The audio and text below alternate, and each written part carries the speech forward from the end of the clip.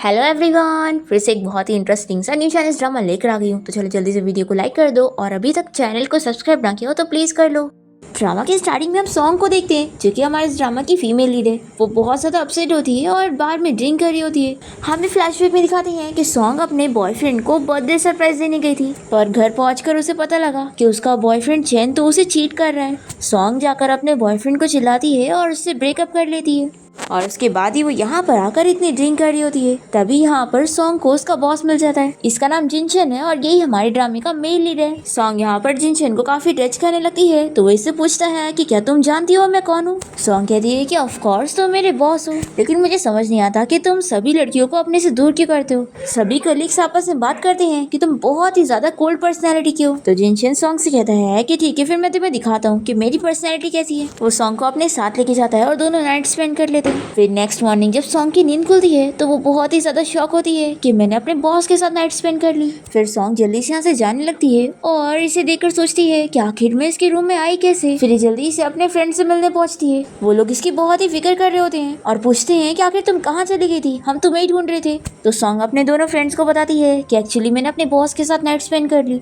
तो ये सुनकर तो ये दोनों भी शॉक हो जाते हैं। फिर हम देखते हैं कि सॉन्ग अपने घर पे होती है, तभी इसके अंकल इसे कॉल करके चिल्लाते हैं और कहते हैं कि आखिर वो अपने ग्रैंडमा की ट्रीटमेंट का पैसा कब देगी। तो सॉन्ग उन्हें बताती है कि अभी मेरे पास सच में कोई पैसे नहीं है और अभी मुझे अपनी सैलरी भी नहीं मिली। तो सॉन्ग के अंकल उसे चिल्लाते हैं कि मैंने तुम्हें पालने में इतने पैसे लगाए और अब जब तुम इतनी बड़ी कंपनी में जॉब कर रही हो और तुम मुझे पैसे ना देने के लिए प्रिटेंड कर रही हो ना कि तुम्हारे पास पैसे नहीं है, आखिर तुम मुझे क्या फायदा दे रही हो। तो सॉन्ग कहती है कि अंकल आप थोड़ा टाइम रुको, जैसी मुझे सैलरी मिलेगी मैं आपको ट्रांसफर करती हूँ। तो सॉन्ग के अंकल उसे चिल्ला कर कुछ दिनों का टाइम दे देते हैं। अब तभी कोई डोरबेल बजाता है और सॉन्ग देखती है कि यहाँ पर उसका एक्स बॉयफ्रेंड चैन आया है। सॉन्ग इसे चिल्लाती है कि देखो अब हमारा ब्रेकअप हो गया, इसलिए दोबारा मुझसे मिलने मत आना। तो चैन कहता है कि अरे तुम बात को समझो, मैं तो बस एंजॉय कर रहा था और मैं सच्चा प्यार तुमसे ही करता हूँ और सभी मैन मिस्टेक्स करते हैं, तो तुम मुझे भी माफ कर दो। तो सॉन्ग को ये सुनने के बाद बहुत गुस्सा आती है और वो इसे इसकी लगेज के साथ यहाँ से बाहर निकाल देती है। फिर यहाँ पर चैन को उसकी नई गर्लफ्रेंड का कॉल आता है और वो इसे बताती है कि मेरे डैड ने मेरे कार्ड सस्पेंड कर दिए, उन्हें हम दोनों के बारे में किसी ने तो बता दिया, तो इसके पीछे क्या तुम्हारी गर्लफ्रेंड का हाथ है। तो चैन कहता है कि बिल्कुल भी नहीं, उसके पास इतनी पावर कहाँ।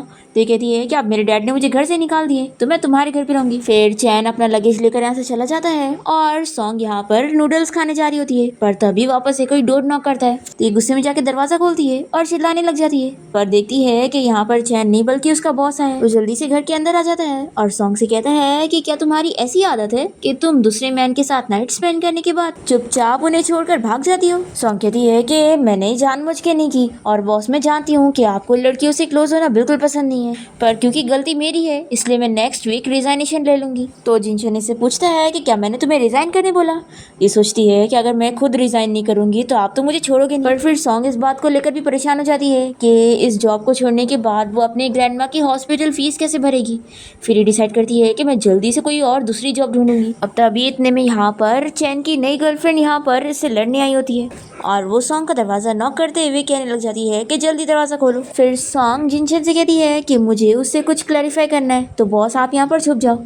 तो ये शॉक होकर पूछता है कि तुम मुझे छुपने कह रही हो। तो ये कहती है कि मैं जानती हूँ बॉस, आप नहीं चाहते होंगे कि आपकी इमेज खराब हो, इसीलिए मैं आपके लिए कह रही हूँ। फिर सॉन्ग जाके दरवाजा खोलती है और चैन और लिन जल्दी से इसके घर में घुस जाते हैं। तो सॉन्ग जल्दी से लिन को रोकती है और कहती है कि तुम अंदर नहीं जा सकती, मुझे गंदी चीजों से नफरत है। तो लिन से चिल्लाती है कि तुम्हारी हिम्मत कैसे हुई गरीब होकर मुझ जैसी रिच लड़की की बेइज्जती करने की, और हाँ जब तुमने अब चैन से ब्रेकअप कर ली हो तो भी इसे अपने घर पे क्यों बुलाई हो। तो सॉन्ग कहती है कि तुम आंखें खोल कर देखो, स्ट्रेस से अब मेरा कोई मतलब नहीं है और मैंने इसे यहाँ पर नहीं बुलाई, और इतना ही है तो इसे अब से अपने पास रखो और मेरे पास मत आने देना। हम देखते हैं कि जिनशन तो यहाँ पर सॉन्ग के रूम में जाकर उसकी नॉवेल पढ़ने लगता है और सोचता है कि उसे ऐसे टाइप की नॉवेल पढ़ना पसंद है, और तभी उससे नॉवेल नीचे गिर जाती है और ये आवाज इन लोग सुन लेते हैं। फिर लिन को शक हो जाता है और वो चैन से कहती है कि क्या तुमने अपने घर पे किसी लड़के को छुपा के रखी हो। अच्छा तो तुम पहले से ही चैन को चीट कर रही थी और उसके सामने बड़ी इनोसेंट बन रही हो और उसके ऊपर इल्जाम लगा रही हो कि वो तुम्हें चीट कर रहा है, और ये इसे काफी सारी चीजें सुना देती है। तो सॉन्ग इसे एक स्लैप मारती है।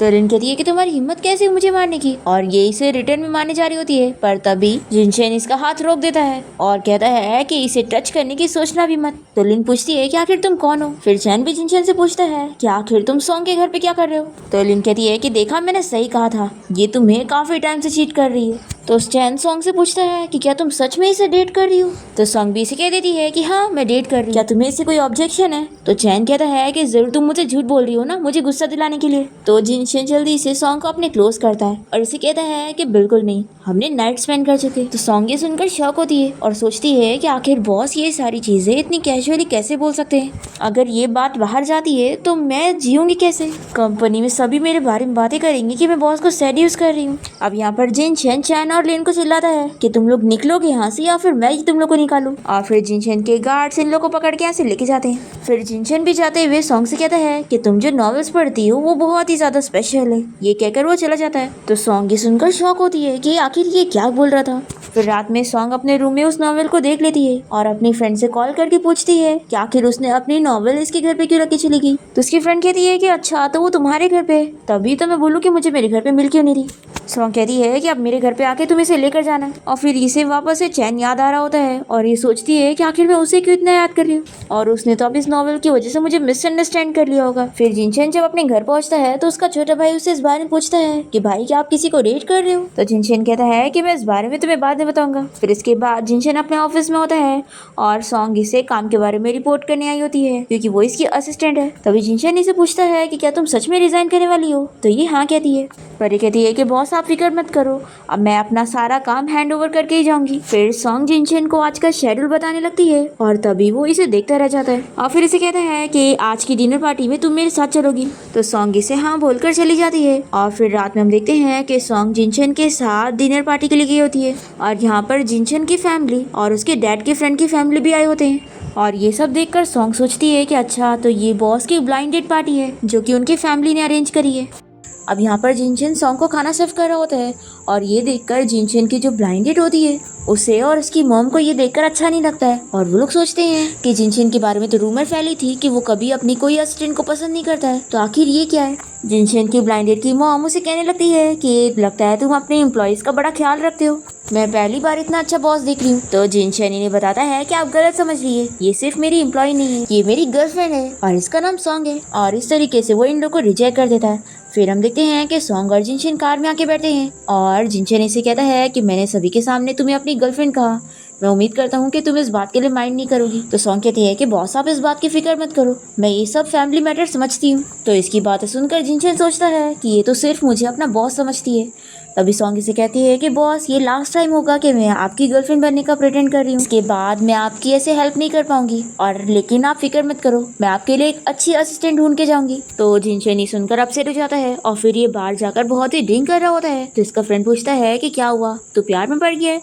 तो जिनशन इसके लिए मना करता है। तो इसका फ्रेंड कहता है कि मना मत कर, मैं जानता हूँ कि यही सच है, तू कभी ऐसा बिहेव नहीं करता। तो जिनशन कहता है कि लेकिन वो मुझे लाइक नहीं करती है। तो जिनशन का फ्रेंड समझ जाता है कि ये अपनी असिस्टेंट सॉन्ग की बात कर रहा है। जिनशन का फ्रेंड कहता है कि मुझे पहले ही समझ जाना चाहिए था कि तू अपनी असिस्टेंट को लाइक करता है, क्योंकि इससे पहले जितनी भी असिस्टेंट थी तूने उसे फायर कर दिया था, पर यही वाली असिस्टेंट इतने टाइम से काम कर रही है और तू इसके साथ खुश भी है। पर यार तू कितना एरोगेंट है, वो तेरे साथ 1 साल से काम कर रही है और तूने अभी तक उसे परस्यू करने के लिए कुछ इनिशिएटिव नहीं लिया। फिर हम देखते हैं कि सॉन्ग अपने घर पे होती है और वो न्यूज में देखती है कि शिया ग्रुप कंपनी की डॉटर अब्रॉड से वापस आ गई है और रूमर फैली है कि वो और जिनशन रिलेशन में रह चुके हैं, पर 3 साल पहले उन दोनों का ब्रेकअप हो गया था और फिर वो अब्रॉड चली गई थी। तो ये न्यूज देखने के बाद सॉन्ग सोचती है कि अच्छा तो ये जिनशन की फर्स्ट लव है। फिर हमें फ्लैशबैक में दिखाते हैं कि सॉन्ग जिनशन से इस बारे में पूछती है कि क्या वो किसी को पसंद करता है, क्योंकि कंपनी में सभी उसके बारे में बात करते हैं कि वो इतना कोल्ड है और वो किसी लड़की को पसंद नहीं करता। जिनशन कहता है कि मैंने कभी किसी को डेट नहीं किया, इसका ये मतलब नहीं है कि मेरा कोई फर्स्ट लव नहीं है। तो सॉन्ग पूछती है कि यानी बॉस अभी भी आप अपनी फर्स्ट लव का वेट कर रहे हो।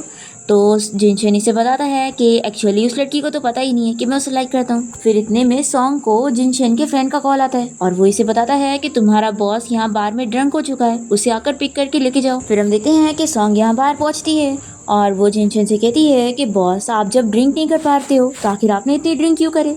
तो जिनचन का फ्रेंड इसे बताता है कि तुम्हारे बॉस को कोई लड़की पसंद है पर वो इसे नहीं मिल रही है, इसलिए ये ड्रिंक पीकर अपना दुख कम कर रहा था। और वो सॉन्ग से पूछता है कि क्या तुम जानती हो कि तुम्हारा बॉस किस लड़की को लाइक करता है। तो सॉन्ग कहती है कि हाँ मैं जानती हूँ, और वो याद करती है कि उसने न्यूज में देखी थी। फिर हम देखते हैं कि सॉन्ग जिनचन को घर ले आती है और फिर उसका ख्याल रख रही होती है। तभी अचानक से वो उसका हाथ पकड़ लेता है और नींद में कहने लगता है कि प्लीज मुझे छोड़कर मत जाओ, मैंने तुम्हें फाइनली ढूंढ लिया हूँ और मैं अब तुम्हें अपने से दूर नहीं करना चाहता। तो सॉन्ग सोचती है कि लगता है बॉस ने मुझे अपनी फर्स्ट लव समझ ली है। इतने सालों से वो उस लड़की से दूर रहे हैं और अभी भी उन्हें मिस कर रहे हैं।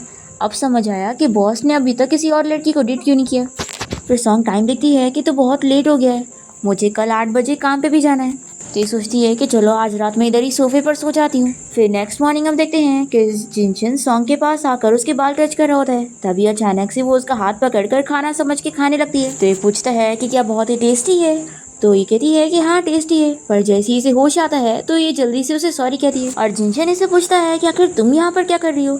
तो सॉन्ग बताती है कि कल रात मुझे आपके फ्रेंड ने कॉल किया था कि आप बहुत ही ड्रंक हो गए, तो मैं ही आपको पिक करके यहाँ पर लेकर आई हूँ। तो जिनचन कहता है कि उसके लिए थैंक यू, और फिर वो इसे बोनस पे कर देता है। तो सॉन्ग इतने सारे पैसे देकर खुश जाती है और इसे कहती है कि थैंक यू बॉस, अगर मुझे ऐसी बोनस मिलेगा तो मैं नेक्स्ट टाइम भी आपको पिक करने के लिए आऊंगी। नेक्स्ट सीन में हम देखते हैं कि सॉन्ग जब अपनी कंपनी में होती है तो वो देखती है कि जिनचन ऑफिस में किसी लड़की के साथ बात कर रहा है। तो ये देखकर वो मैनेजर से पूछती है कि बॉस के ऑफिस में कौन है। तो इसके कलीग्स इसे बताते हैं कि वो शिया फैमिली की डॉटर है, बॉस की फियांसी, उन दोनों की शादी होने वाली है। फिर सॉन्ग कॉफी देने के लिए नहीं जाती है और अपना काम करने बैठती है। और तभी हम देखते हैं कि जिनचन तो उसी को ही देख रहा होता है और सोचता है कि आखिर उसे क्या हो गया, लगता है आज खराब मूड में। तभी वैन इसे नोटिस कर रही होती है और वो कहती है कि तुम्हें पता है मैं अब्रॉड से वापस हमारी एंगेजमेंट के बारे में बात करने आई हूँ। देखो मैं अब्रॉड में स्टडी करने के लिए तुम्हें छोड़कर चली गई थी, लेकिन अब मैं वापस आ गई हूँ ना, तो तुम गुस्सा मत हो। तो जिनचन इसे कहता है कि आखिर मैं क्यों गुस्सा होऊंगा, तुम्हारे पास मेरे से अच्छे ऑप्शंस हैं, तो मैं तो तुम्हें गुड लक विश करूंगा। तो वैन इसे बताती है कि एक्चुअली जब मैं अब्रॉड गई तब मुझे अपनी फीलिंग्स के बारे में रियलाइज हुआ कि मैं तो तुम्हें लाइक करती हूँ। जिनचन कहता है कि देखो इसका कोई फायदा नहीं है, तुम तो जानती हो ना कि मैं ऑलरेडी किसी और लड़की को लाइक करता हूँ। तो ये कहती है कि हाँ मैं जानती हूँ, तुमने मुझे इस बारे में बताया था। और ये अपने मन में सोचती है कि ऑफ कोर्स मैं अब्रॉड से वापस आई ही इसलिए हूँ कि तुम्हें उससे छीन लूं। तभी सॉन्ग इन दोनों को देखकर सोच रही होती है कि ये लोग बहुत ही परफेक्ट मैच है। फिर जिनचन और वैन यहाँ से उठकर जाने लगते हैं और वैन सॉन्ग को देखकर जिनचन से कहती है कि ये लड़की सच में बहुत ही ब्यूटीफुल है, अब मैं समझू कि तुम इसे क्यों लाइक करते हो। और फिर वैन के यहाँ से जाने के बाद सॉन्ग यहाँ जिनचन के पास आती है और कहती है कि बॉस अब आप सैड मत हो। तो ये पूछता है कि आखिर तुम क्या बात कर रही हो, मैं क्यों सैड होऊंगा। तो सॉन्ग कहती है कि कल आपके फ्रेंड ने मुझे सब कुछ बताया था कि आप मिस वैन की वजह से सैड है, आखिर आपका ब्रेकअप जो हो गया था उनके साथ और अब वो अब्रॉड से वापस आ गई है। देखो अब ये भी अगर आप सैड फील करो ना तो आप मेरे से इस बारे में बात कर सकते हो, मेरा भी तो ब्रेकअप हुआ है, तो मैं आपकी सैड फीलिंग को समझ सकती हूँ। जिनचन से पूछता है कि क्या मेरे फ्रेंड ने तुम्हें ये सब बताया है। तो सॉन्ग कहती है कि ऐसा नहीं है, उन्होंने बस मुझे हिंट दिया था और बाकी मैं खुद समझ गई। फिर जिनचन सोचता है कि ये मेरे पास अच्छा मौका है, मैं इसका यूज करके सॉन्ग से और क्लोज हो सकती। फिर ये सॉन्ग से कहता है कि तुम सही समझ रही हो, एक्चुअली में वैन ने मुझसे शादी का प्रॉमिस करी थी पर फिर वो मुझे छोड़कर अब्रॉड चली गई और उसकी वजह से मैंने इतना टाइम तक सफर किया हूँ, लेकिन अब मैं उसे ये दिखाना नहीं चाहता हूँ कि मैं सैड हूँ। तो क्या तुम मेरी हेल्प करने के लिए मेरी गर्लफ्रेंड बनने का प्रिटेंड कर सकती हो। तो सॉन्ग कहती है कि लेकिन बॉस मैं तो जल्द ही रिजाइन करने वाली हूँ। जिनचन कहता है कि नहीं, जब तक तुम मेरी ये प्रॉब्लम सॉल्व नहीं कर देती तुम रिजाइन मत करो, और वैसे अगर तुम मेरी गर्लफ्रेंड बनने का प्रिटेंड करोगी तो मैं तुम्हें मंथली सैलरी 1 लाख बढ़ा के दूंगा। ये सुनकर तो सॉन्ग बड़ी खुश हो जाती है और सोचती है कि इतने सारे पैसे अगर मुझे मिल जाएंगे तो मैं अपने ग्रैंडमा की ट्रीटमेंट के पैसे जमा कर लूंगी और अपनी ग्रैंडमा को यहाँ शहर में रहने के लिए भी लेकर आ जाऊंगी। फिर ये जिनचन से हाँ कहती है तो ये कहता है कि ठीक है फिर आज तुम मेरे साथ डिनर पार्टी में चलोगी और उससे पहले अभी तुम मेरे साथ ड्रेस शॉपिंग के लिए चलो। और फिर ये इसे फाइल लेकर रख देता है और उसे लेके जाता है। फिर सॉन्ग जिनचन के साथ एक ड्रेस शॉप आ जाती है और कहती है कि यहाँ पर तो बहुत ही महंगे कपड़े हैं, तो बॉस क्यों ना हम लोग कोई और स्टोर चले। तो जिनचन कहता है कि आखिर तुमने मुझे अभी क्या बोली। तो ये कहती है कि बॉस। तो जिनचन कहता है कि क्या तुम भूल गई हो कि अब तुम्हारा स्टेटस बदल गया है। तो सॉन्ग इसका नाम लेती है और जिनचन इसे समझाता है कि अब तुम मेरी नाम की गर्लफ्रेंड हो, तो अब जो तुम्हारा अपीयरेंस होगा उससे मेरी इमेज पर फर्क पड़ेगा। फिर सॉन्ग यहाँ पर जिनचन को ड्रेस चूज करने के लिए बोलकर चला जाता है और फिर सॉन्ग जैसे यहाँ पे ड्रेसेस देखने लगती है तभी स्टाफ यहाँ पर आकर इसे चिल्लाती है और इसे कहती है कि यहाँ की ड्रेस वो अफोर्ड नहीं कर पाएगी, इसलिए वो कोई और स्टोर जाए। तभी इतने में यहाँ पर लिन भी आ जाती है और सॉन्ग की बेइज्जती करने लगती है कि वो सच में गरीब है तो यहाँ पर क्या कर रही है, और ये स्टाफ से कहकर इसे यहाँ से निकालने को बोलती है।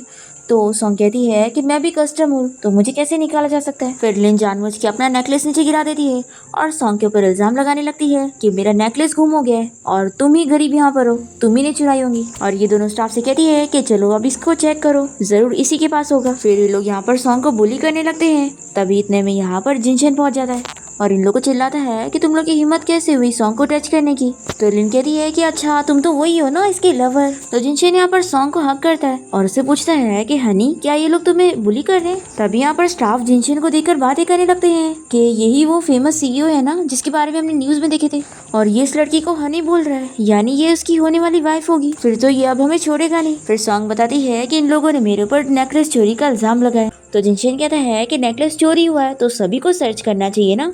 और वो सिक्योरिटी गार्ड को बुलाकर कहता है कि पहले इस लड़की के पास ढूंढो कि इसके पास है कि नहीं। तो लिन चिल्लाती है कि आखिर मैं अपना नेकलेस क्यों चुराऊंगी। और सिक्योरिटी गार्ड से कहती है कि तुम लोग मुझे छोड़ो, तुम लोग को पता भी है कि मैं कितनी रिच हूँ। जिनशन कहता है कि जो भी नेकलेस को ढूंढ लेगा उसे रिवॉर्ड मिलेगा। तभी सिक्योरिटी गार्ड नीचे से नेकलेस को उठा लेते हैं और लिन सॉन्ग के ऊपर इल्जाम लगाती है कि जरूर इसी ने चुराई थी और इसने खुद ही फेंक दी होगी ताकि पकड़ी ना जाए। तो जिनशन इसे चिल्लाता है कि तुम अभी भी मेरी गर्लफ्रेंड के ऊपर इल्जाम लगा रही हो, क्या तुम्हें डर नहीं है। तो लिन कहती है कि तुम अपने आप को समझते क्या हो जो मुझसे ऐसे बात कर रहे हो। जिनशन सिक्योरिटी गार्ड को ऑर्डर देता है कि इसे यहाँ से बाहर निकालो। तो लिन कहती है कि मैं स्टोर के वीआईपी कस्टमर हूँ, मुझे ऐसे नहीं निकाल सकते। तो जिनशन तुरंत ही एक कॉल करके इस स्टोर को खरीदने का ऑर्डर देता है, वो भी सॉन्ग के नाम पर। और फिर ये लिन को बताता है कि अब इस स्टोर की ओनर सॉन्ग है और अब उसका डिसीजन चलेगा, वो जो चाहे वो कर सकती है। तो सॉन्ग बड़ी खुश हो जाती है कि स्टैंड इन बनना तो इतना ज़्यादा अच्छा होगा, मुझे कभी नहीं पता था। फिर यहाँ पर इन स्टाफ को कॉल आ जाती है कि स्टोर का ओनर चेंज हो गया है। तो ये तुरंत ही सॉन्ग से माफ़ी मांगने लगती है और ये सब देखकर लिन शॉक होती है और जिनशन से पूछती है कि आखिर वो है कौन जो उसके पास इतनी पावर है। तभी इसे इसके डैडी का कॉल आता है और वो इसे बताते हैं कि आखिर उसने मिस्टर जिनशन से पंगा क्यों ले ली। अब उसने इनकी कंपनी के साथ सारे कॉन्ट्रैक्ट खत्म कर दिए और अब इसके डैड की कंपनी बैंकरप्ट हो गई है। ये जानकर ही शॉक होती है और तुरंत ही जिनशन से माफी मांगने लगती है और उसे कहती है कि प्लीज मेरी फैमिली को छोड़ दो। पर जिनशन नहीं मानता और सिक्योरिटी गार्ड से कहकर इसे बाहर करने का बोलता है और इन स्टाफ से भी कहता है कि तुम लोगों को भी फायर किया जा रहा है। तभी लिनी से मनाने लगती है और बताती है कि मैं वैन की बेस्ट फ्रेंड हूँ, प्लीज तुम वैन के नाम पर ही मुझे माफ कर दो। पर जिनशन फिर भी नहीं मान रहा होता है और इसे यहाँ से बाहर जाने कहता है। तो लिन गुस्से में सॉन्ग से कहती है कि देखना सिस्टर वैन अब वापस आ गई है और वो तुमसे तुम्हारा सब कुछ छीन लेगी। फिर ये बोलकर लिन यहाँ से चली जाती है और सॉन्ग जिनशन से कहती है कि थैंक यू बॉस, आज आपने फिर मेरी साइड ली। जिनशन कहता है कि तुम भूल गई कि तुम्हें मुझे क्या बुलाना है।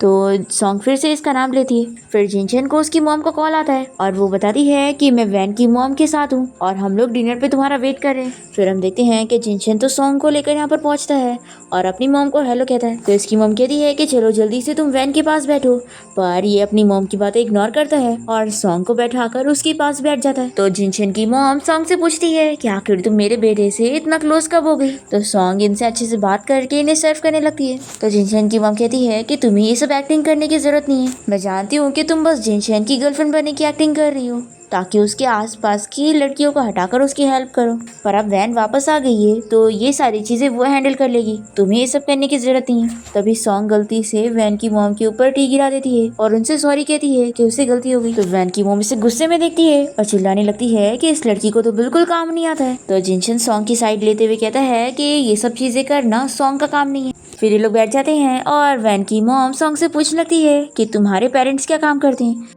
तो सॉन्ग बताती है कि जब मैं छोटी थी तभी मेरे पेरेंट्स मर गए और मुझे मेरी ग्रैंडमा और अंकल ने पाले।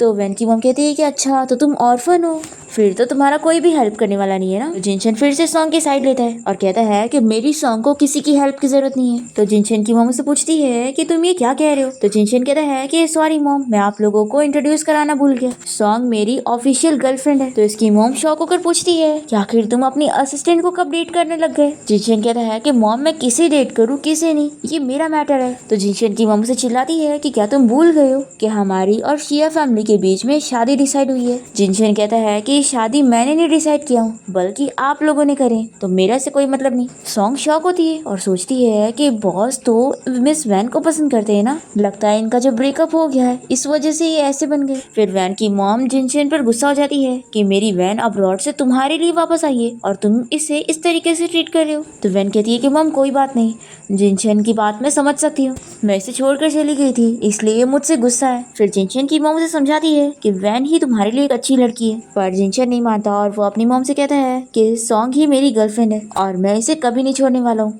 तो इसकी बातें सुनकर सॉन्ग भी सोचने लग जाती है कि ये तो इतनी अच्छी एक्टिंग कर रहा है कि मैं भी इसकी बातों को रियल समझ ले रही हूँ। फिर सॉन्ग और जिनशन यहाँ से जाने के लिए निकलते हैं और सॉन्ग इसे पूछती है कि बॉस आप तो मिस वैन को लाइक करते हैं ना, तो अब तो वो आपसे एंगेजमेंट करना चाहती है, तो आखिर आप उनसे शादी करने के लिए मना क्यों कर रहे हैं। जिनशन सोचता है कि कितनी सिली है, मैं तो इसे लाइक करता हूँ। फिर जिनशन इसे कहता है कि उसने मुझे इतना बैडली हर्ट करी है कि अब मैं उसे सिर्फ नफरत करता हूँ और मैं उसे शादी नहीं करना चाहता। फिर इसके बाद हम देखते हैं कि सॉन्ग अपने घर आ जाती है और जैसे ही वो नूडल्स खाने वाली होती है तभी इतने में यहाँ पर इसका लैंडलॉर्ड आ जाता है और वो इसे बताता है कि अब मैंने ये घर किसी और को रेंट पे दे दिया हूँ, तो तुम निकलो यहाँ से। तो सॉन्ग कहती है कि अंकल आखिर अब मैं इतने अचानक से निकल के कहाँ से घर ढूंढूंगी और आप मुझे ऐसे कोई बिना रीज़न के निकाल भी नहीं सकते हो। तो लैंडलॉर्ड कुछ भी रीज़न बनाने लगता है और सॉन्ग से कहता है कि उसने उसके घर के कितने सामान खराब कर दिए जिसके पैसे अगर वो नहीं भरेगी तो उसे निकलना पड़ेगा। और फिर वो इसे ज़बरदस्ती घर से यहाँ से निकाल देता है और कहता है कि जो चीज़ें तुमने खराब करी हो उसका कंपेंसेशन जब तक तुम नहीं भरोगी तब तक तुम अपना लगेज आकर नहीं ले सकती हो। फिर ये लैंडलॉर्ड जिनशन को कॉल करता है और बताता है कि जैसा आपने कहा था मैंने आपका काम कर दिया। फिर हम देखते हैं कि जिनशन यहाँ बाहर खड़ा होकर सॉन्ग का ही वेट कर रहा होता है और वो यहाँ जैसी बाहर आती है तो इसके अंकल इसे कॉल करके बताते हैं कि तुम्हारे कजिन को एक लड़की पसंद आ गई है और उसकी शादी के लिए पैसे चाहिए, तो चलो जल्दी से तुम मुझे पैसे दो। तो सॉन्ग कहती है कि अंकल मैंने पिछली बार ही आपको 2 लाख दी थी। तो ये कहते हैं कि वो तो तुम्हारी ग्रैंडमा की ट्रीटमेंट में गया ना और ये तुम्हारी कजिन की शादी के लिए चाहिए। सॉन्ग कहती है कि अब मेरे पास कोई पैसे नहीं है। तो इसके अंकल कहते हैं कि ठीक है फिर पैसे नहीं है ना तो वापस आओ, मैं तुम्हारी शादी करवाता हूँ, फिर मुझे ब्राइड प्राइस में इतने सारे पैसे मिल जाएंगे कि मेरा काम हो जाएगा। सॉन्ग नहीं मान रही होती है तो उसके अंकल कहते हैं कि मैं अच्छी तरीके से जानता हूँ कि तुम्हारा चैन के साथ ब्रेकअप हो गया, इसलिए चुपचाप घर आकर शादी कर लो। पर सॉन्ग जल्दी से कॉल कट कर देती है और फिर वो यहीं पर ही बैठकर रोने लग जाती है। तो जिनशन यहाँ पर पहुंचकर इसे अपना हाथ देता है और पूछता है कि इतनी रात को तुम बाहर क्या कर रही हो। तो सॉन्ग बताती है कि बॉस मेरे लैंडलॉर्ड को अब मुझे रेंट पर नहीं रखना है और उन्होंने मुझे घर से बाहर निकाल दिया। तो जिनशन कहता है कि क्यों ना तुम मेरे घर पे रह लो। तो ये सुनकर ही शॉक होती है। तो इसे कहता है कि देखो तुम मुझे मिसअंडरस्टैंड मत करो, मेरा घर बहुत ही बड़ा है और बहुत सारे रूम है, तो तुम एक रूम में तो रह ही सकती हो और वैसे भी तुम मुझसे इतनी क्लोज हो तो मेरी फैमिली की तरह ही हो। सॉन्ग कहती है कि लेकिन बॉस ये सही नहीं होगा ना, इससे आपकी भी रेपुटेशन जाएगी। जिनशन कहता है कि तुम फिर से भूल रही हो कि अभी हम लोग बॉयफ्रेंड और गर्लफ्रेंड वाले रिलेशन में हैं, तो अगर तुम मेरे साथ भी रहोगी तो मेरी कोई इमेज नहीं जाएगी बल्कि ये तो नॉर्मल होगा। तो सॉन्ग कहती है कि लेकिन उस घर का रेंट तो 10,000 से कम नहीं होगा। ये कहता है कि तुम क्या सोच रही हो, तुम बस मेरे लिए कुकिंग करना और घर क्लीन कर देना, फिर तुम्हें रेंट देने की जरूरत नहीं है। तो ये सुनकर ये खुश जाती है और कहती है कि बॉस आप फिक्र मत करो, जब मुझे एक अच्छा घर मिल जाएगा तो मैं निकल जाऊंगी। जिनशन सोचता है कि मैं तो बस कोशिश कर रहा हूँ ताकि तुम्हें धीरे धीरे अपने पास कर सकूं, ताकि एक दिन तुम्हें भी मुझसे प्यार हो जाए। फिर उसके बाद हम देखते हैं कि सॉन्ग जिनशन के साथ उसके घर आ जाती है और अपने फ्रेंड्स को कॉल करके इस बारे में बता देती है कि अब मैं अपने बॉस के साथ उसके घर पे रहने के लिए आ गई हूँ। अब तभी जिनशन शावर लेकर बाहर आता है और सॉन्ग तो इसकी बॉडी देखती रह जाती है। फिर वो भी जल्दी से शावर लेने जाती है और तभी वो यहाँ पे गिर जाती है तो उसके पैर में चोट लग जाती है और जिनशन उसकी आवाज़ सुनकर जल्दी से उसे देखने आता है और फिर ये मेडिसिन बॉक्स लाकर उसके पैर में मेडिसिन भी लगाता है और उसे कहता है कि अब से ये गेस्ट रूम तुम्हारा होगा। ऐसा बोलकर वो अपने रूम में चला जाता है। फिर सॉन्ग को उसके अंकल कॉल करके चिल्लाते हैं कि तुम्हारी हिम्मत कैसे हुई मेरा फोन कट करने की, देखो इस वीकेंड पर तुम्हें ब्लाइंड डेट के लिए जाना होगा। तो सॉन्ग मना कर देती है कि मैं कोई डेट पर नहीं जाऊंगी। तो इसके अंकल इसे धमकी देते और बताते हैं कि अगर तुम ब्लाइंड डेट के लिए नहीं जाओगी तो मैं तुम्हें बता दूं कि तुम्हारी ग्रैंडमा तो बीमार है, उन्हें देखने के लिए आओ। तो सॉन्ग ये सुनने के बाद अपनी ग्रैंडमा की फिक्र करती है और नेक्स्ट डे ही वो अपने अंकल के घर पहुंच जाती है और उनसे पूछती है कि ग्रैंडमा को आखिर क्या हुआ है। तो अंकल बताते हैं कि ग्रैंडमा तो हॉस्पिटल में। तो सॉन्ग कहती है कि आपने मुझसे झूठ कहा। तो सॉन्ग के अंकल कहते हैं कि अगर मैं झूठ नहीं बोलता तो तुम वापस थोड़ी ना आती। फिर यहाँ पर जो सॉन्ग की जो ब्लाइंडेड की मॉम होती है वो सॉन्ग को पसंद कर लेती है और कहती है कि ठीक है मैं इसी लड़की से अपने बेटे की शादी करूंगी, तो हम 2 दिन बाद यहाँ पर आएंगे शादी करने के लिए। और वो यहाँ से चली जाती है। फिर सॉन्ग अपने अंकल से कहती है कि मैं ये शादी नहीं करने वाली हूँ। तो इसके अंकल इसे चिल्लाते हैं कि तुम्हारी कजिन की शादी करने के लिए पैसे चाहिए और घर खरीदने के लिए भी पैसा चाहिए, तो बताओ तुम ला के दोगी पैसे? देखो चुपचाप से शादी कर लो नहीं तो मैं तुम्हारे पैर तोड़ दूंगा। तो सॉन्ग कहती है कि आप मेरे पेरेंट्स नहीं है इसलिए आप मेरी शादी अरेंज नहीं कर सकते हो, वैसे भी भी मैं अपने हर मंथ की सैलरी आपको देती हूँ और ग्रैंड माँ के ट्रीटमेंट के पैसे भी मैं ही भर रही हूँ, तो आखिर आप कर क्या रहे हो?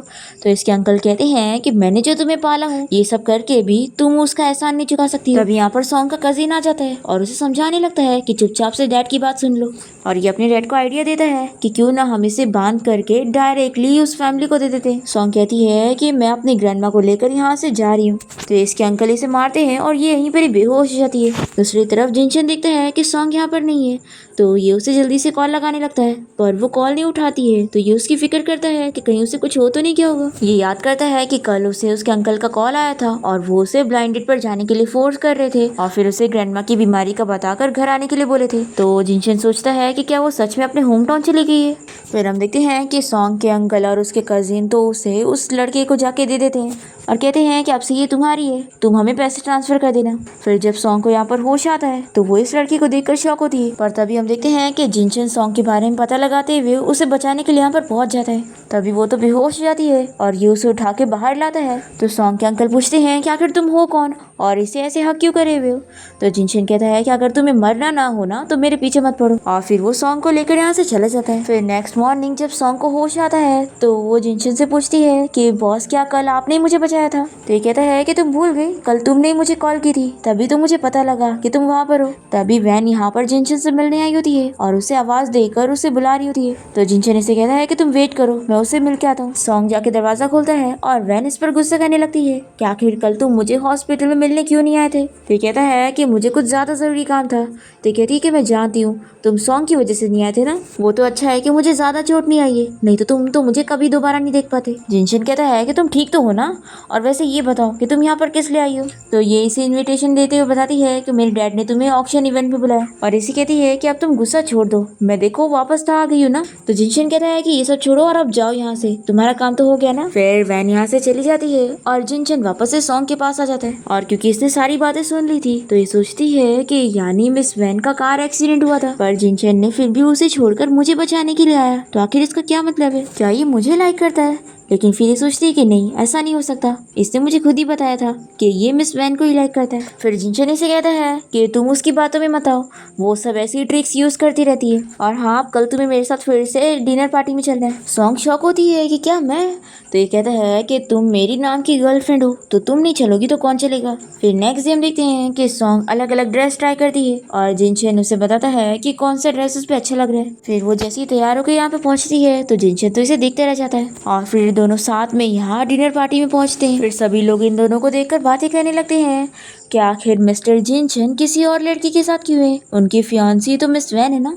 फिर ये लोग ये भी बोलते हैं कि मिस वैन उनको 3 साल पहले छोड़कर अब्रॉड चली गई थी, तो लगता है कि अब वो उनसे शादी नहीं करना चाहते होंगे। फिर वैन जल्दी से जिनशन से बात करने जाती है और ये सॉन्ग को देखकर बहुत ही गुस्सा होती है कि यही लड़की मुझसे जिनशन को छीन रही है। फिर ये जिनशन से कहती है कि चलो हम लोग बिजनेस पार्टनर से बात करने चलते हैं। तो जिनशन सॉन्ग से कहता है कि ठीक है मैं बात करके आता हूँ, तुम अपना ख्याल रखो। फिर लिन यहाँ पर सॉन्ग को समझाने लगती है कि मिस वैन अब्रॉड से वापस जिनशन के लिए आई है, इसलिए अच्छा होगा कि तुम खुद ही मिस्टर जिनशन का पीछा छोड़ दो, क्योंकि वो वैसे भी मिस वैन से ही शादी करेंगे। तो सॉन्ग इसकी बातों को इग्नोर करती है, और तभी यहाँ पर सॉन्ग का फ्रेंड उससे मिलने आया होता है और वो यहाँ पर बैठकर उससे बातें कर रही होती है। तभी जिनशन सॉन्ग को उसके फ्रेंड के साथ देखकर जेलस हो जाता है और जल्दी से उसके पास आकर उसे बताने लगता है कि मेरी गर्लफ्रेंड है। जिनशन को ऐसे देखकर सॉन्ग अपने फ्रेंड को इशारा करती है कि तुम यहाँ से जाओ, तो वो चला जाता है। फिर जिनशन सॉन्ग के क्लोज जाता है और उसे कहता है कि तुम मेरी नाम की गर्लफ्रेंड हो। तो सॉन्ग कहती है कि वो मैन नहीं है, वो मेरा बेस्टी है। तब इन दोनों को साथ देखकर लिन को तो बहुत ही गुस्सा आता है और ये वैन को चढ़ाने लगती है कि देखो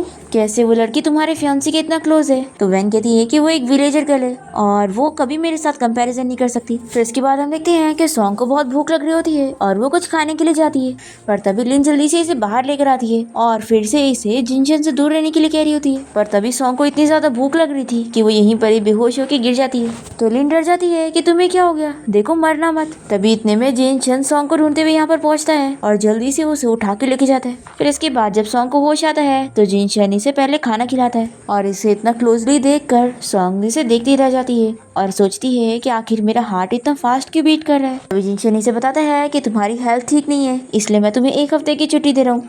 तो सॉन्ग बहुत ही हैप्पी हो जाती है और कहती है कि बॉस आप बहुत ही अच्छे इंसान हो, और आप तो वैसे बॉस बिल्कुल भी नहीं हो जो एम्प्लॉयज की सैलरी कट कर ले।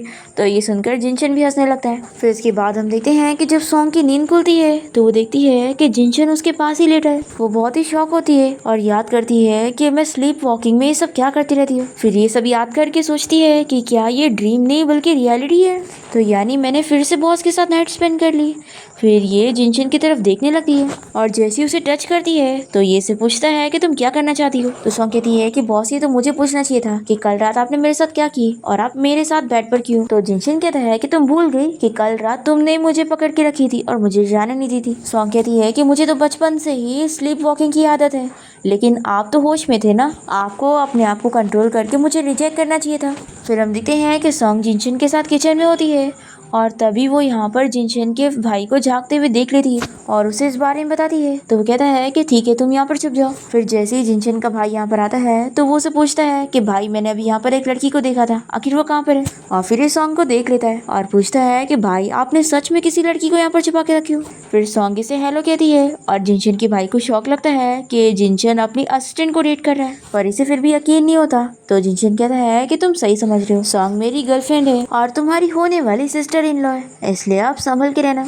तभी सॉन्ग जिनशन को याद दिलाती है कि उसके काम का टाइम हो रहा है तो उसे जाना चाहिए। फिर हम देखते हैं कि सॉन्ग को उसकी ग्रैंडमा का कॉल आता है और वो इसे बताती है कि उनकी मेडिकल फीस किसी ने भर दिया है और उन्हें वीआईपी रूम में भी शिफ्ट करवा दिया है। तो सॉन्ग सोचती है कि क्या वो जिनशन हो सकता है। फिर जिनशन जब काम से घर आता है तो सॉन्ग ने उसके लिए अच्छा डिनर प्रिपेयर करके रखी होती है और वो उसे पूछती है कि क्या तुमने ग्रैंडमा की मेडिकल फीस भरे हो। तो जिनशन हाँ कहता है कि तुम्हें अपनी ग्रैंडमा की फिक्र अब करने की जरूरत नहीं है। तो सॉन्ग खुश होकर उसे थैंक यू बोलती है और उसे और अच्छे से खाना सर्व करने लगती है। तो ये सब देखते हुए जिनशन का भाई कहता है कि अरे मेरे लिए भी कुछ खाने के लिए छोड़ो। अब यहाँ जिनशन तो बहुत ही हैप्पी हो जाता है कि सॉन्ग भी उसे लाइक करने लगी है। फिर नेक्स्ट सीन में हम देखते हैं कि सॉन्ग अपनी फ्रेंड से इस बारे में बात कर रही होती है कि वो घर देखने जाने वाली है और वो प्लानिंग करी है कि वो जल्दी से अपने घर में शिफ्ट हो जाएगी। तभी जिनशन ही सुन लेता है और सॉन्ग से पूछता है कि अच्छा तो तुम अपने लिए घर देख रही हो। तो सॉन्ग कहती है कि बॉस वैसे भी मैं सिर्फ आपके नाम की गर्लफ्रेंड हूँ ना, तो मैं यहाँ पर हमेशा नहीं रह सकती और एक ना एक दिन तो मुझे यहाँ से जाना ही है। जिनशन कहता है कि मैं तुम्हारा बॉस हूँ,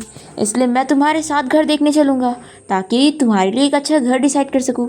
फिर हम देखते हैं कि जिनशन सॉन्ग के साथ घर देखने जाता है और जानबूझ के घर की बुराई करता है कि घर उसके लिए अच्छा नहीं रहेगा। फिर घर आने के बाद दोनों साथ में डिनर कर रहे होते हैं और जिनशन इसे कहता है कि तुम्हें आखिर उतना छोटा घर लेने की क्या जरूरत है, वो तुम्हारे लिए अच्छा नहीं था, तुम्हें बड़ा घर लेना चाहिए। सॉन्ग कहती है कि बॉस आखिर मैं एक बड़ा घर कैसे अफोर्ड करूंगी। तभी जिनशन इसे सजेस्ट करता है कि क्यों ना तुम मेरा घर खरीद लो। तो ये कहती है कि बॉस आप मजाक कर रहे हैं ना, आपका इतना बड़ा घर कितना महंगा होगा। जिनशन कहता है कि नहीं, मैं तुम्हें इस घर को बहुत ही सस्ते में दे सकता हूँ, सिर्फ 2 मिलियन में, और तुम्हें इसकी पेमेंट भी जल्दी नहीं करनी होगी। तो सॉन्ग को ये ऑफर पसंद आता है, पर तभी जिनशन कहता है कि लेकिन मेरी एक रिक्वेस्ट है कि जब तक तुम मुझे पूरे पैसे नहीं पे कर देती तब तक तुम मुझे भी यहाँ पे रहने दे देना। सॉन्ग कहती है कि क्या बस इतनी सी शर्त है।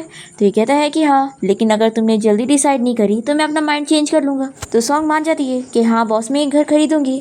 फिर ये तुरंत ही इसके साथ कॉन्ट्रैक्ट साइन कर लेता है। फिर नेक्स्ट सीन में हम देखते हैं कि सॉन्ग कंपनी में काम करना शुरू कर देती है, पर क्या अभी भी बीमार होती है और यहीं पर ही बेहोश होकर गिर जाती है। तभी जल्दी से जिनशन यहाँ पहुंचकर सॉन्ग को उठाता है और कहता है कि मैं तुम्हें हॉस्पिटल लेके चल रहा हूँ, और सॉन्ग मना करने लगती है कि मुझे हॉस्पिटल नहीं जाना है। तो ये इसे लेकर घर आ जाता है और फिर ये घर पे उसकी काफी केयर कर रहा होता है और उसे कहता है कि अब तुम्हारा फीवर जा चुका है। सॉन्ग सोचती है कि पहले मैं हमेशा से बॉस से दूर होने की कोशिश करती थी और अब तो मेरा दिल करता है कि मैं हमेशा बॉस के साथ रहूं। फिर जिनशन से इस बारे में पूछता है कि आखिर तुम्हें हॉस्पिटल जाना क्यों नहीं पसंद है।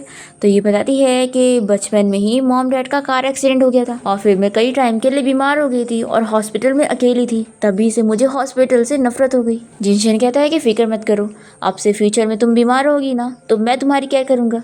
तो ये सोचती है कि आखिर ये मेरे साथ इतना अच्छा बिहेव क्यों करता है, क्या इसे डर है कि मैं रिजाइन कर दूंगी या फिर ये मुझे लाइक करता है। पर फिर ये खुद से कहती है कि नहीं, ये तो मिस वैन को ही लाइक करता है। फिर नेक्स्ट डे हम देखते हैं कि सॉन्ग यहाँ कंपनी में होती है और तभी यहाँ पर वैन और उसकी मॉम सॉन्ग से बदला लेने के लिए आए होते हैं और वैन की मॉम कहती है कि रुको, देखो मैं इस लड़की को कैसे बताती हूँ। सॉन्ग इनके लिए टी और कॉफी वगैरह लेकर आती है, पर वैन की मॉम यहाँ पर सॉन्ग को काफी परेशान करती है और उसे काफी चीजें सुनाती है। तभी इतने में यहाँ पर जिनशन पहुंच जाता है और वो वैन की मॉम को चिल्लाता है कि वो सॉन्ग के साथ ऐसे नहीं बात कर सकती हैं और उन्हें उससे माफी मांगने के लिए कहते हैं। तो वैन की मम गुस्सा हो जाती है कि तुम एक मामूली सी असिस्टेंट को मुझे माफी मांगने के लिए कह रहे हो। जिनशन कहता है कि माफी तो आपको मांगनी पड़ेगी। तो वैन अपनी मॉम की जगह जिनशन और सॉन्ग से माफी मांगकर अपनी मॉम को लेकर चली जाती है। फिर सॉन्ग जिनशन से इस बारे में पूछती है कि बॉस आपने मेरे लिए शिया फैमिली से झगड़ा मोल ले लिया, तो क्या ये वर्थ इट था? तो जिनशन कहता है कि ऑफ कोर्स तुम मेरी असिस्टेंट हो और एक बॉस होने के नाते ये मेरी जिम्मेदारी है। तो सॉन्ग बहुत ही खुश होती है और जिनशन से कहता है कि आज के लिए तुम छुट्टी ले लो। फिर हम देखते हैं कि सॉन्ग जब अपने घर पहुंचती है तभी यहाँ पर इसका एक्स बॉयफ्रेंड चैनी से मिलने पहुंचता है और इसे चिल्लाने लगता है कि अच्छा तो तुम सच में अपने बॉस को डेट कर रही हो और तुमने मुझे चीट कर रही हो। और फिर ये इसे हैरेस करने की कोशिश करता है पर तभी टाइम पर यहाँ पर जिनशन पहुंच जाता है और वो चैन को खूब मारता है और उसे कहता है कि तुम मेरी गर्लफ्रेंड से दूर रहो। फिर चैन के यहाँ से जाने के बाद जिनशन सॉन्ग को चिल्लाता है कि आखिर तुम अपने आप को प्रोटेक्ट क्यों नहीं करती हो? अगर मैं यहाँ टाइम पर नहीं आता तो आज तुम्हारा क्या होता? सॉन्ग कहती है कि बॉस सॉरी, मैंने आपको प्रॉब्लम में डाल दी। तो जिनशन इसे कहता है कि क्या तुम मेरी फीलिंग्स नहीं समझती हो या फिर ना समझने की एक्टिंग कर रही हो? मैं तुम्हें लाइक करता हूँ इसलिए तुम्हारी इतनी फिक्र करता हूँ। ऐसा बोलकर ये इसे हक कर लेता है और सॉन्ग तो बहुत ही ज्यादा शॉक रह जाती है। फिर इसके बाद जिनशन सॉन्ग को मेडिसिन लगा रहा होता है। फिर सॉन्ग इससे फिर से इस बारे में पूछती है कि तुम तो मिस वैन को लाइक करते थे ना? तो जिनशन इसे बताता है कि मैंने उसे कभी लाइक किया ही नहीं, वो तो बस मेरी चाइल्डहुड फ्रेंड है। तो सॉन्ग पूछती है कि फिर तुमने आखिर मुझसे झूठ क्यों बोला? तो जिनशन इसे सब एक्सप्लेन करता है कि मैं हमेशा से ही तुम्हें लाइक करता था पर तुम हमेशा मुझे अपना बॉस समझती थी और फिर तुम्हें गलतफहमी हो गई कि मैं वैन को लाइक करता हूँ। तो मैंने फिर इस बात का फायदा उठाया ताकि मैं तुम्हें अपने गर्लफ्रेंड बनने का प्रिटेंड करवा सकूं। सॉन्ग तो ये जानने के बाद काफी शौक होती है और फिर ये बहाना करती है कि काफी रात हो चुकी है, मैं अपने रूम में जा रही रेस्ट करने के लिए। ऐसा बोलकर जल्दी से चली जाती है। फिर इसके बाद हम देखते हैं कि सॉन्ग अपने दोनों फ्रेंड्स के साथ बाहर जाकर काफी ड्रिंक कर लेती है और फिर सॉन्ग के फ्रेंड जिनशन को कॉल करके उसे यहाँ पर सॉन्ग को पिक करने के लिए बुलाते हैं। फिर जिनशन सॉन्ग को घर लेकर आता है और वो कहता है कि आखिर तुमने इतनी ड्रिंक क्यों की? मैं जानता हूँ तुम मुझे एक्सेप्ट नहीं कर पा रही हो ना, क्योंकि तुम मुझे पसंद नहीं करती हो।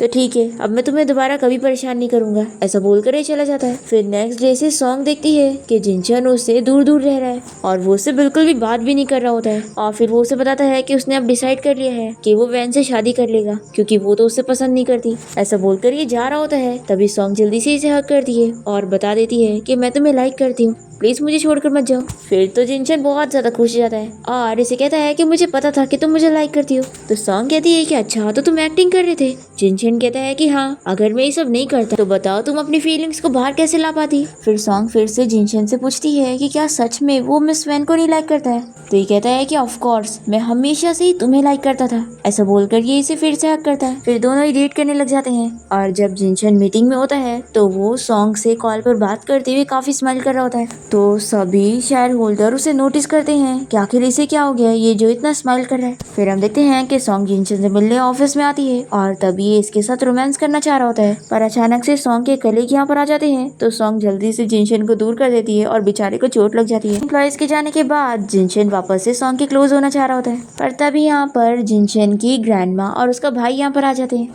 और ग्रैंडमा तो सॉन्ग को देखकर बड़ी खुश होती है और कहती है कि अच्छा तो ये है मेरी प्यारी सी ग्रैंड डॉटर इन लॉ। ये सॉन्ग से मिलकर बहुत ही खुश होती है और उसे छुट्टियों पर घर आने के लिए कहती है। फिर ग्रैंडमा जल्दी से यहाँ पर सॉन्ग को अपना ब्रेसलेट दे देती है और उससे पूछती है कि आखिर तुम दोनों शादी कब करने वाले हो? तो सॉन्ग कहती है कि ग्रैंडमा ये कुछ ज्यादा जल्दी नहीं होगा। तो इसकी ग्रैंडमा कहती है कि जिनशन तुम्हें कितना लाइक करता है और तुम्हारे से पहले उसकी कोई गर्लफ्रेंड नहीं थी। तो सॉन्ग वैन के बारे में पूछती है तो ग्रैंडमा बताती है वैन के साथ उसकी शादी तो उसके पेरेंट्स ने डिसाइड किए थे, उसने नहीं, वो कभी उसे पसंद नहीं करता था। फिर इसके बाद सॉन्ग जिनशन के फ्रेंड और उसके भाई के साथ बाहर डिनर पे गई होती है और तभी यहाँ पर ये लोग ट्रूथ और डेयर का गेम खेलते हैं। जिनशन के ऊपर ट्रूथ आता है तो सॉन्ग उससे इस बारे में पूछती है कि वो उसे कब से लाइक करता है। तो ये इसे बताता है कि 9 साल पहले जब वो उसे हाई स्कूल में मिला था तब भी उसे लाइक करता है। सॉन्ग ये जानकर बहुत ही शॉक होती है और बहुत ही खुश भी कि वो इतने टाइम से उसे लाइक करता है। फिर हम देखते हैं कि सॉन्ग और श्वान की लाइफ बहुत ही अच्छी चल रही होती है और तभी ये लोग जैसे ही अपने घर के बाहर पहुंचते हैं तो देखते हैं कि सॉन्ग के कजिन और उसका अंकल यहाँ पर आया। सॉन्ग का अंकल उसे बताने लग जाता है कि वो शहर से यहाँ पर आए हैं उससे मिलने के लिए और इन लोग के पास रहने के लिए जगह नहीं है तो ये लोग कुछ दिन के लिए इन लोग को घर पे ले ले।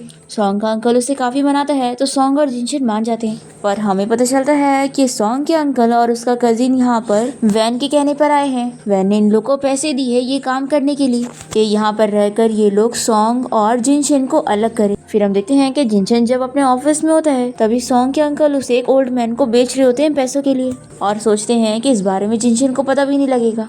पर तभी जिनशन यहाँ पहुंचकर सॉन्ग को बचा लेता है और फिर वो इसके अंकल और इसके कजिन दोनों को सबक सिखाता है और सॉन्ग के अंकल से पूछता है कि आखिर उन्होंने ये काम किसके कहने पर करे हैं। तो ये बता देता है कि वो कोई अमीर लड़की थी वैन नाम की।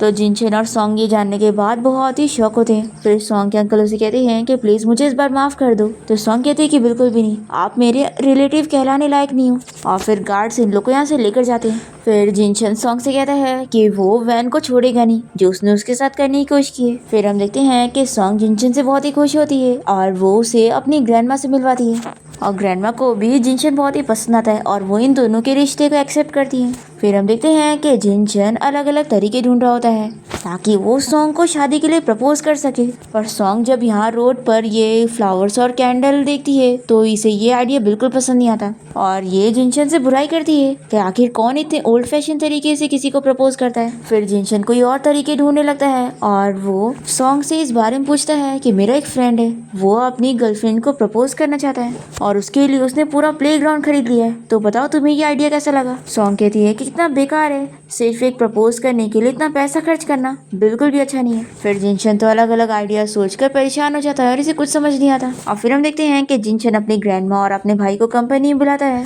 और फिर वो कंपनी में ही यहाँ पर शादी के लिए प्रपोज कर देता है। शान बहुत ही खुश होती है और वो इसे हाँ कह देती है और इसी के साथ इस ड्रामा की हैप्पी एंडिंग यहाँ पर हो जाती है।